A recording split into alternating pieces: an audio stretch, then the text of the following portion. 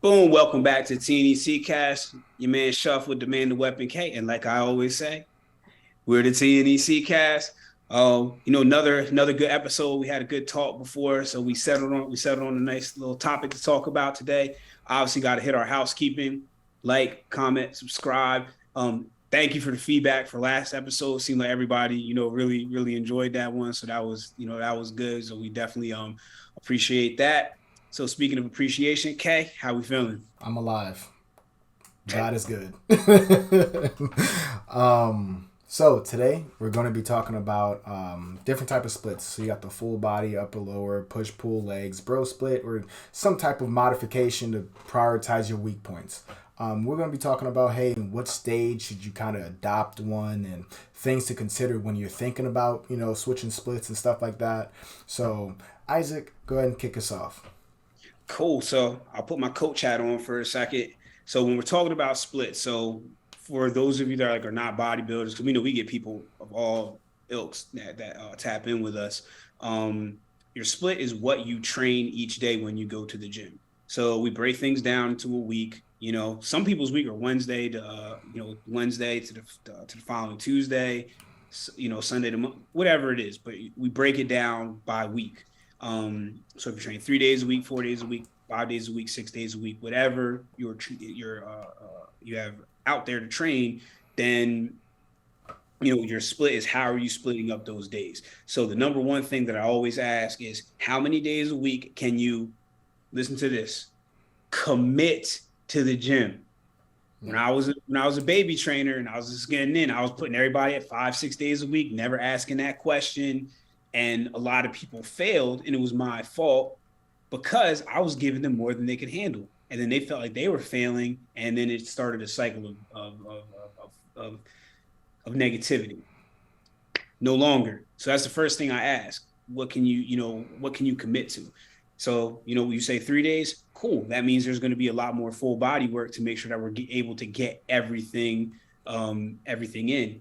And then obviously your goals, we need to figure out your goals. We'll kind of leave that out for a second because that should kind of be a given. So with that being said, that's how we're starting to able to figure out your split. Now, if you are a seasoned bodybuilder, your split will be different than, you know, you know, Carl Couch that's just getting off the couch and trying to get going. You know what I mean? So there's all these different things. So if some coach just throws a plan at you, be wary.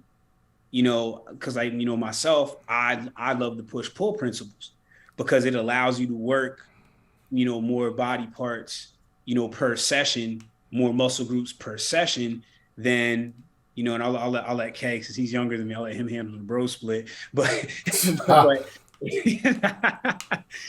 but that's one of the things with doing a push pull, and then in the way Kay said, push pull legs. I might as well jump in and start talking about it. There ain't no sense in beating around the bush. So with a push pull, so when you do your push movements, it's basically movements that you are pushing the weight away from your body. Those movements are typically for your chest, shoulders, and triceps. Now, there's always going to be somebody that's extra smart that says, "Oh, well, you can do it." Shut up. You know what we're talking about. I hate when people do that. I'll see that on some of our videos. You get somebody's extra, nah. So that's the basis of the push movements. And then if you add legs in there, like for example squats, because you are pushing the weight up. So as you bring it down, so those are push movements. Then you have pull movements. Pull movements are where you're pulling the weights towards you. So that's typically biceps and your back. Now, again, you can do a lot of shoulder movements that are pull. So a lot, and then also leg pull movements or things like deadlifts and, things like that. So then obviously, hopefully you know what your leg movements are: squats, deadlift, meaning deadlift more specifically, leg press, curls, all these different things. So those are your splits when it comes to a push pull. Now I have some people that, are able to work out 3-4 days a week. So I'll give them, what I'll do is I'll have the same workout twice. Now I'll give you a little trade secret away, but it's a full body push and a full body pull. So you're doing all push movements, even including legs one day. Next day you're doing full body pull, and then you have a day off. So it's like two on, one off, two on, one off, sometimes 2 on, 2 off, depending on, people's schedules. So basically the thing with that is it's about, in those workouts, you are working multiple muscle groups per workout. You are not just working one. Now, there's nothing wrong with working one muscle group, but especially if you're somebody that's trying to lose weight, you're going to burn more calories. You're going to get more efficiency when you are doing more movements, working more body parts, i.e., this is going to help your metabolism start to go up because now your body has to heal more body parts. And now, when I say your metabolism, I'm not trying to talk about all of a sudden you're going to become a fat burning machine. I'm not saying that, but it's these little tweaks combined with your nutrition and everything like that brings you up. So that's a little bit different from a bro split. So I'm going to let Mr. K handle the bro split for the for the younger generation and talk about what we're talking about when we talk about a bro split. I hate the bro split. No, I don't hate it. Everyone's like different. It's just not for me. And the reasons why, right? So let's say if you have a dedicated chest day. Pop quiz. How many chest movements can you do to have an optimal chest day? Bare minimum. Let's say 4, right?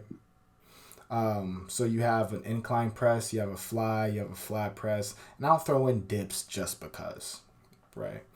That's 4 exercises.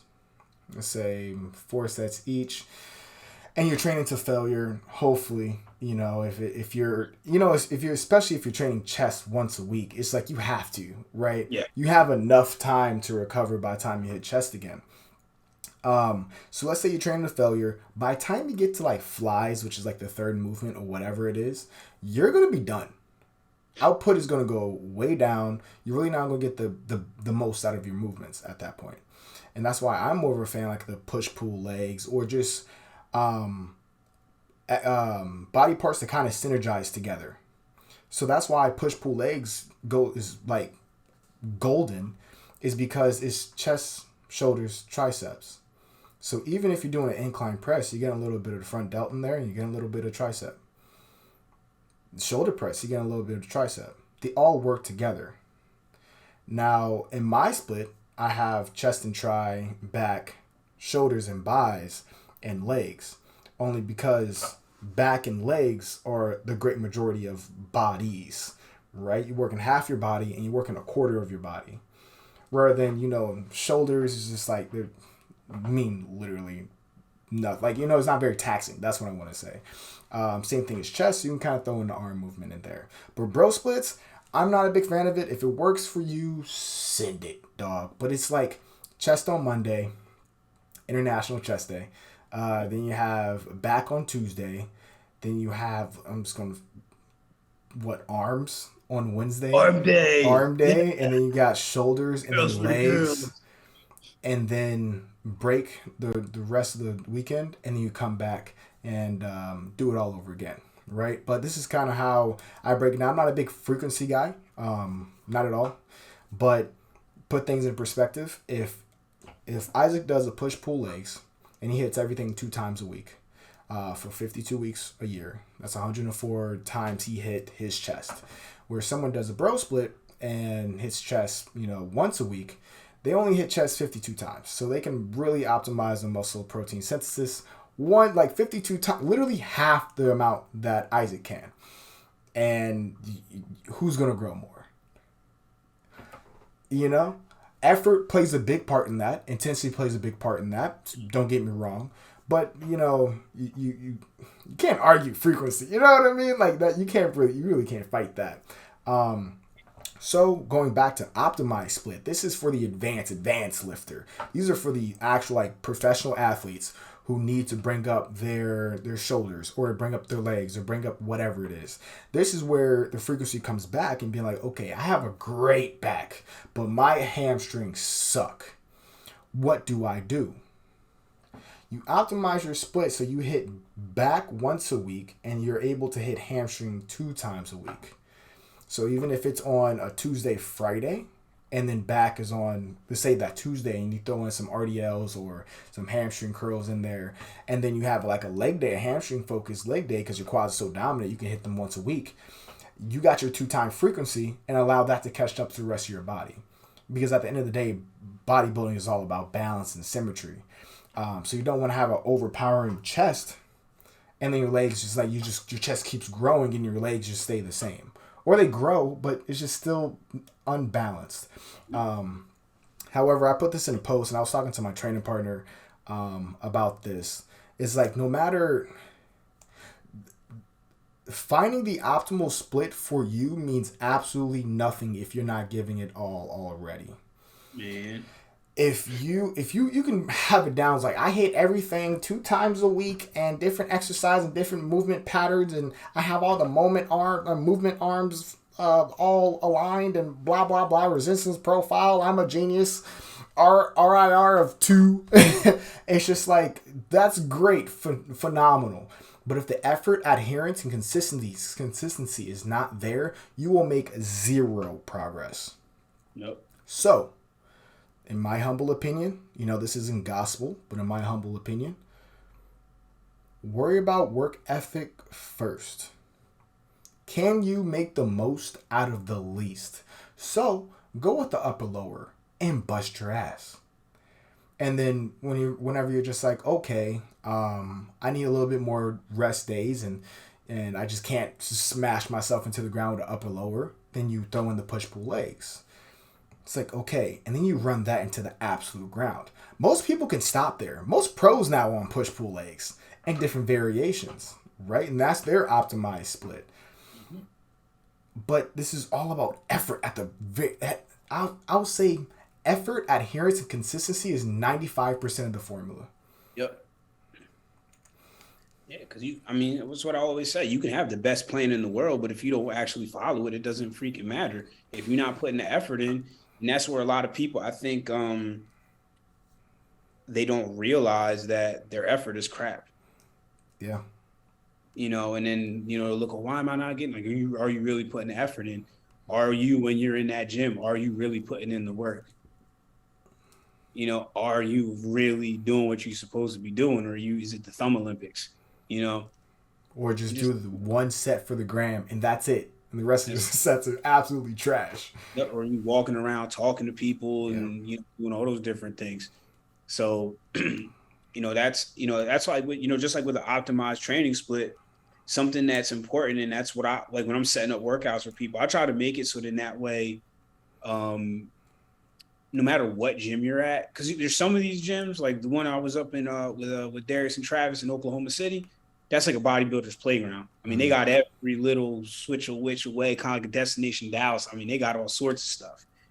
Then you go to other gyms and they don't have much. So I'm saying all this to say, so when you're setting up a split and you're setting up your workout, make sure that your workout doesn't need to be manipulated very much, no matter where you are. Ooh, see, that's a good one. I wish I could share my screen and pull up my Excel spreadsheet because, God, that's a good one. So, in my Excel spreadsheet, I'm a nerd about this. Okay, so I'm going to nerd out for 5 seconds, all right? In my Excel spreadsheet, I have what I normally do, right, in the facility that I'm constantly in. And at the very bottom, I have the movement pattern, right? So, it would always be flat press, incline press, fly, dip, whatever it is, right? And like for back day, let's just, because that was way too easy, it would be like horizontal pull, whatever horizontal pull it is, and then vertical pull, and then a horizontal pull. You see what I'm saying? It would follow the same pattern no matter what facility I'm in, and the sets still stay the same. So there's nothing really to think about. You look, be like, okay, cool, let's go work. Now I got a question. We talked about this before, and I changed my stance on this. Logbooking. So before, I was like, logbooking is an absolute must. I don't want to leave anything else up to chance in my career, right? Progressive overload, blah, blah, blah, blah, blah, right? Now it's just like, I set the sets, and that's it. Reps. It's like I have an idea of where I want to go, like a rep scheme. But like no reps, I'm not counting the weight. It's just like, because when it's failure, right? Mm-hmm. My mentality now is find the grinder, you know what I'm talking about, where it's just like, then do another one. Yep. And then that's failure. Yep. Are you still No logbook, just kind of remember what's going on. So, I still use it, to a degree, but I feel like you have to earn the right to get to the point where you don't need it. Because I mean, I'm just very data driven Mm. as for myself and as a coach. So I just like to have data. So then this is why I can see. Because for example, I have a lot of people that are trying to go too heavy. Their focus that's what their focus is. And these are athletes, they're supposed to be bodybuilders. And I'm like, you need to be more worried about mind muscle connection. You need to be more worried about perfect. And I'm putting that in parentheses, perfect reps. Mm. That's what's going to get you to where you want to be, not doing more weight. Doing more weight is cool. Don't get me wrong. And it's look, we all when we PR with perfect form and we're close to perfect form, that's a great feeling. However, it's more about can you take that weight and control that weight from rep one to whatever your last rep is. Mm-hmm. Are you consistently doing that? Are you, wobbling right from the beginning? So that's what helps to eliminate that because now we're looking in the logbook and say, this, that, and the third. I mean, so I'm like 50-50. Like, I still do log certain things and I definitely growth season, I'm really more into it. Mm-hmm. So this way I can start to, I can pull a little bit more to okay, I need to push this weight or, Mm-hmm. I need to, so I can like have like a little reminder for myself. That's the cool thing about the app. I can say, okay, I need to go up and I can use that to look back. How much did I do last time? Okay, let me go up. So it has its place 1000%, but it's not, I mean, I think we have the same stance on it's not the end all be all, Yeah. but again, if you're early in this, do it. You need to treat it like gospel because you need that data to figure out because you got to earn the right. It's like with anything in life, you got to earn the right to be able to do certain things. You Yeah. can't, you're not just going to walk in and day one, you're the man. You got to do something or the woman, you need to do something to establish to be able to walk into certain rooms, this, that, and the third. It's the same thing with, about law booking. Cause again, it's one of those things where it's data. So we can see how is that split. Well, when we had you on push pull, you were doing great according to this. But now when we went to the bro split or what we thought was an optimized split for you, everything took a tank. Yep. So now, it's always good to have that data to fall back on. Now, there's some of us, I remember most of my stuff anyway. You know what I mean? Mm. So it's like I have it up here. I know the way I work. And, obviously I got, coach, telling me what, where we need to, do this and all that. Usually they're telling me, Isaac, chill out. But, you know, but yeah, law booking, I'm like, if you're early on, like if you're intermediate or below, I would say it's a must. Once you're kind of looking like you're about to move out of intermediate, now you kind of come to a more 50-50 and, kind of see what works best for you. Yeah, because I think it goes back to just effort, right? Because I remember whenever I was logging my workouts, it's actually funny because this notebook right here, this was back in 2019. I hit shoulders. I'm not sure if y'all can see that. And it has like all the weights and all the there it goes. So what was it? It says December 2019. You can tell my chicken scratch, whatever they call it. December 23rd. I want to be like Dorian Yates, so I bought a notebook. I put like my food in here too and my workout. Dog, I really want to be like Dorian. But I remember I was like every workout was super super challenging. Because I had to beat that. And I was sweating more. Pumps were great. Da-da-da-da-da-da-da. And then, I started doing it last prep. And then it was just like, I was so focused on beating numbers that I forgot about the mind muscle connection. I was just moving weight point A to point B just to stroke my ego just a little bit. You know what I mean? Like I did 275 for 9, but the ninth one was like, asses all up and shit. It's just like... So, but once you determine like, okay, like I have a really good gauge on my effort and know that I can always take this shit to the next level. Saying this isn't like my max effort. That was not my max effort. Right now, what I'm doing in the gym isn't my max effort. I know I have a whole nother 10,000 levels to hit. So it's just like, now it's just like, just beat you. Another thing, I have this new mentality of just like beat your last check-ins. That's all you have to do. Off season, on prep, da da da da. Beat your last check-ins. That's the guy that you need to destroy. Yep. You can't control who's going to show up, but you can beat your last check-ins. Yep. Even in off season when you're getting kind of chunky, kind of thick with 4Cs. It's just like, bro, you can, dog. Like that's when you're going to make strides because that's going to hold you accountable. Yeah. But I like that mentality because one, it keeps you within yourself, and then two, it keeps perspective. Mm-hmm. Because that's one of the things, like one of my first things I do with somebody, they've been going at it for 6+ weeks and they're like, oh, I don't know, I haven't. I take that week 1 picture to where they are now. Wow. Yeah. So that's why beating your last check-in, because the thing is with beating your last check-in is keep getting this much better. That's it. Because if you're dedicated and you're getting that much better, that much better, that much better, that much better, eventually that's going to add up to something. Mm-hmm. And you're like, oh, wow, I came this far. And it becomes, I wouldn't say simple from there, but it definitely becomes more manageable. Yeah. Because, and, Kyrie and I both, look, when you start prep, number one goal is what was my bet. This is the thing. And I'll ask you kind of which way do you go? Do you go after your best, what you consider your best look ever, or your most recent look? Like kind of like what's your goal when you go into it? Because you got to beat yourself. I got to look better. I think I go in trying to say I want to look better than the best I've ever looked.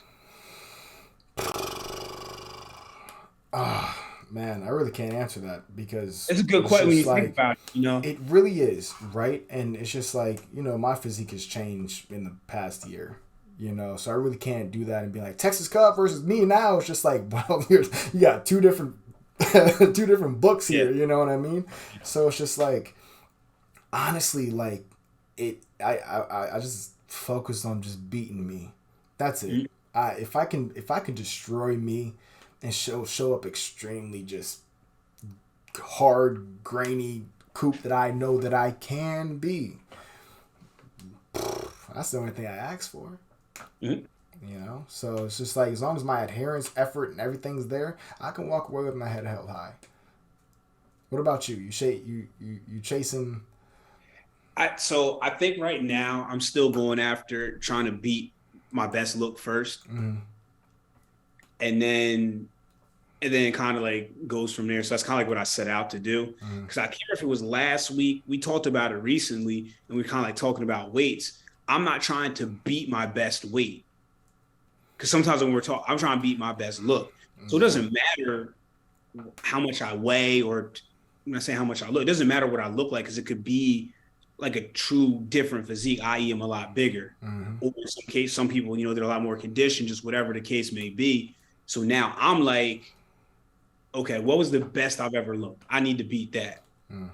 That's my first thing, because right now I'm trying to beat my 2020 looks. I think that was the best I looked. I was healthy. I didn't look skinny, like just a lot of different things, and did well. So that's when I'm like, I need to beat that. You can make the argument I was better in 2021, but that's what I just feel. So that's why I have no qualms in saying it. I smashed that. Mm-hmm. Right now, I would hop on stage, breeze me up. I would blow 2020 Isaac out the water. So, so that's the way I'm, but I like how you say beat the last check-in, because that's what I don't want to say I'm getting more granular, but I've learned to stay even more in a state of staying and keeping things in perspective. Yeah. I still got a little over 4 weeks. So I know, because we talk about, I'm like, oh, I look like this now. What am I going to look like then? Yep. That's why I kept telling, because it's the whole, there's a lot of cliches and everything. There's a lot of cliches. Get a little bit better. Cliches are cliches for a reason, because they're true. Because they, just stick with it. A lot, we always having these conversations, telling somebody just gotta keep chipping away, because you have time. If you're not screwing around. And that's the thing. If you're staying on plan, doing what you're supposed to do, it's doing what you're supposed to do, you're gonna see a result. Yeah. Now it's these people that be goofing around, crying the blues, upset that they don't look the way they want to look. And it's like, well, did you do what you were supposed to do? Hey, remind me. You know what? Listen to Cash right there, because I gotta get some big bro advice. I have to get some big bro advice. Do you have anything else to add? No, I'm good. I'm good, man. I'm good. Jacqueline, she told me she's gonna come back on, so we gotta set that back up because she listened last week and she was upset with you for saying you didn't want to try vegan pizza. That ain't my fault. I stand with that statement. I'm planting my flag. And then because I wanted to talk about, because I've tasted some of the things that she's made, so Yeah. I want her to be able to come on, kind of talk about that. So For sure. so I didn't want to forget to say that. But other than that, almost 4 weeks, boy. Hey, 4 weeks. Are you? We'll talk offline. Yeah. Yeah. 4 weeks for you. We should bring back the trophy counter. Hey, look, we got it. The only thing I have to do is just add PNG, dog. Like, Look. I don't think I could probably add it right. No, I can't. It's gone forever. Look. Like I said, man, put respect on our ruthless name. We doing some things that some of your favorite coaches and teams aren't doing. Facts over feelings. It ain't bragging if it's a fact. Amen. But until next time, guys, we'll catch y'all later. Peace.